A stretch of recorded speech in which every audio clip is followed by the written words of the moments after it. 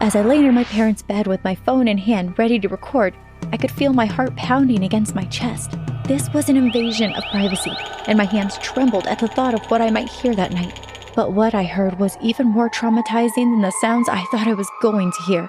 Hi, my name is Grace. Before I unfold my story, please like the video and subscribe to our channel. Hit that notification bell too so you know when new content is available. If you do, you will live a long and prosperous life.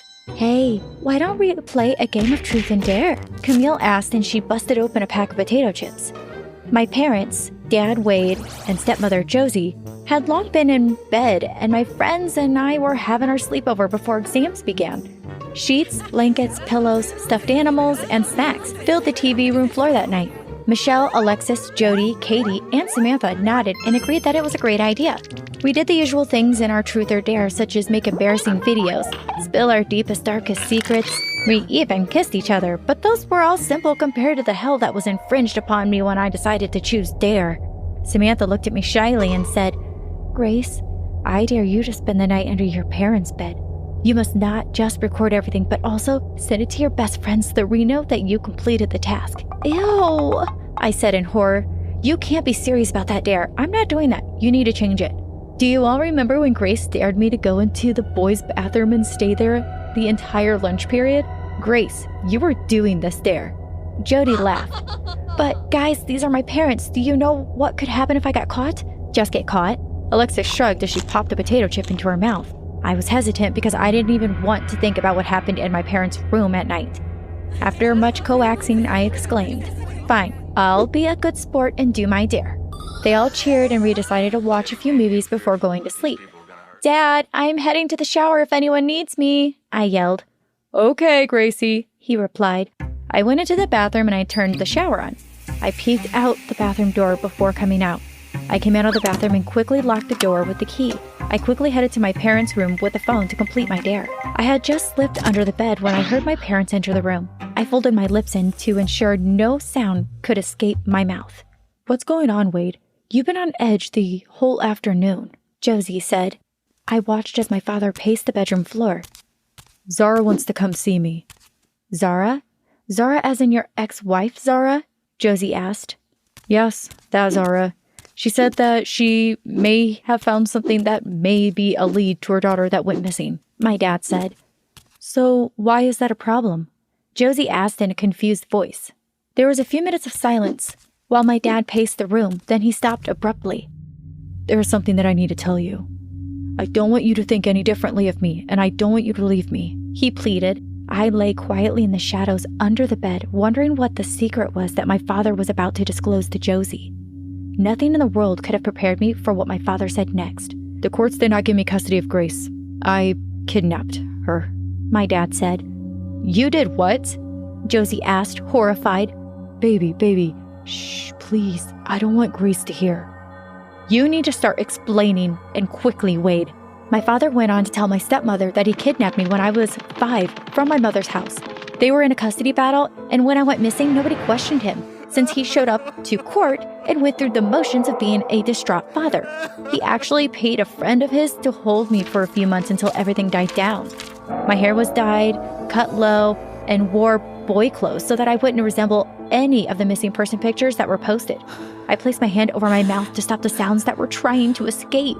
Josie didn't say anything for a while, and then she asked, What are you going to do? You know she can't come here, or she'll see pictures of Grace and put 2 and 2 together. I couldn't believe my ears. Instead of calling the police, she was asking him what he was going to do. My dad was never big on technology, so I wasn't on any of the popular social media apps, and now I knew why my father raised me that way. Every time I asked my father about my mother, he told me that she was crazy and spent her days in asylums. Finding out that my father lied to me all these years and that my mother was alive and looking for me created conflicting feelings within me. There's a dessert place on Henry Street that usually doesn't have a lot of customers. I'll ask her to meet me there and hear what information she has. I'm willing to do whatever it takes to keep my daughter, even if it means disposing of Zara. My eyes widened. I wanted to get out from under the bed. I wanted to confront my father, but I had no choice to stay. The man that raised me was not the man that was speaking this way. He was a monster. Josie didn't say anything. She suggested that they watch a movie downstairs to keep my father's mind off things.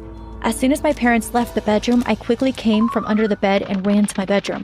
It wasn't until my dad knocked on the door and entered that I remember the shower was on. "Gracie, you forgot the shower on," he said. "Sorry, Dad." I gulped. I came back to my room to get something and I got sidetracked. I lied. Later at dinner, I kept quiet, mulling in my own thoughts. If my father and stepmother realized that I was acting strange during dinner, they didn't say anything. That night, I stayed up and thought about how I was going to deal with the situation. I was 15 years old, which meant that my dad kept me from my mother for 10 years. How was that even possible? The next day, my friends asked me about the recordings, and I told them I couldn't give it to them. They teased me about wimping out, but when they realized how upset I was, they realized that something was wrong. They asked me to share what was happening with them, but I couldn't. If I told them, my dad would be taken to jail before I would have a chance to be reunited with my mother. I wanted to see my mom, and I decided that when my father was going to go meet her, I would follow him. The next few days, I wasn't allowed to go out of the house alone. I was dropped and picked up at school. I wasn't allowed to walk to and from school with my friends anymore. When I asked why, my father was unable to give me a straight answer. When my father finally set a time to meet my mother, I was relieved, but also afraid for her. What if she found out too much and he decided to get rid of her? I wasn't about to lose my mother a second time. I knew where the dessert shop was located in town, and I snuck out of my window and got there before my father did. I ordered a donut so that I wouldn't catch any prying eyes as to why I was lurking in the shop. I sat in the innermost part of the shop with a cap on and a newspaper held open in front of me as though I was reading it, and I waited. About 20 minutes later, a shadow fell over me, and a familiar voice came from the other side of the paper. "Hi, Grace," Josie said. I was about to lower the paper, but she stopped me. "Keep the paper up, and I want you to sit there and listen to what I have to say," she said, and continued. "I suspected that you heard the secret that your father disclosed to me the other night in the bedroom. The past few days, you've avoided your father and I when possible. I decided to check the security cameras, and I saw you sneaking in and out of our room. I erased the footage so your father wouldn't know. I admire your spunk for wanting to come down here and meet your mother, and probably save her from whatever demise your father has for her. But what you are doing is dangerous, and you should not be here." "It's my mom," I said. "Because of him, she missed out on 10 years of my life." "Grace, I need you to trust me. I need you to get up and go behind the counter, now," Josie said, her voice slightly raised. Josie had never spoken to me that way before, and I felt obligated to trust her. I wondered if this time I bit into more than I could chew. I was a bit worried as to what Josie had planned for my dad and my mom. She spoke softly to the employee behind the counter, and they opened the side hatch and allowed me to enter. I watched as Josie took my spot and sat as though she was reading the newspaper. The employee urged me to go to the back room, but I decided to hide behind the counter. I peeked over the countertop and watched as my father and mother walked into the shop, laughing and chatting with each other.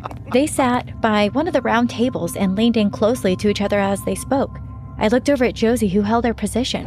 Suddenly, officers in all black, complete with masks, entered the front and back of the building and surrounded the table that my father and my mother sat by. I looked on as not one, but both my parents were handcuffed and escorted outside despite their protest. I was quite confused.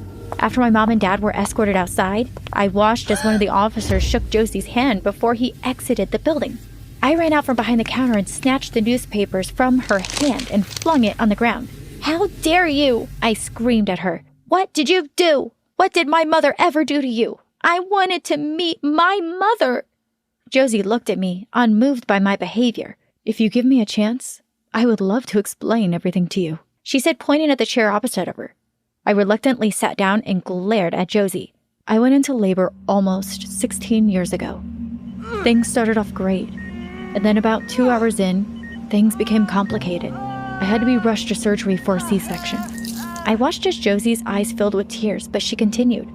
"My baby was so cute and had the cutest heart-shaped birthmark on her butt." Josie giggled as she wiped away her tears. "The antibiotics that I was given weren't agreeing with me, and the nurses began to take care of my baby. One such nurse was Mackenzie Bell, or you may know her as Zara Hope." My head tilted to the side, and I watched Josie, puzzled. "One night, while at the hospital, Mackenzie told me that my baby girl was having trouble breathing, so she took her away. Later on, they said that my baby had passed away. Mackenzie also mysteriously disappeared. That same day, I knew something wasn't right. I knew my baby was still alive somewhere. She looked at me and smiled. That baby was you. My mouth opened, but no words came out. My brain was on overdrive. I couldn't believe it. Neither parents were actually my parents. I never stopped looking for you. And when I did find you, I vowed that I would never lose you again. I only married Wade because it meant being closer to you. We have been searching for Mackenzie for years, and when she contacted Wade, we saw it as a blessing. She said as she reached out to squeeze my hands that were on the table. Josie said that if it would make me feel better, that we could go do DNA test. It took 2 grueling weeks for us to get the results. The test proved positive, that Josie was my real mother. My life changed drastically, all because my friends and I decided to play a game of truth or dare.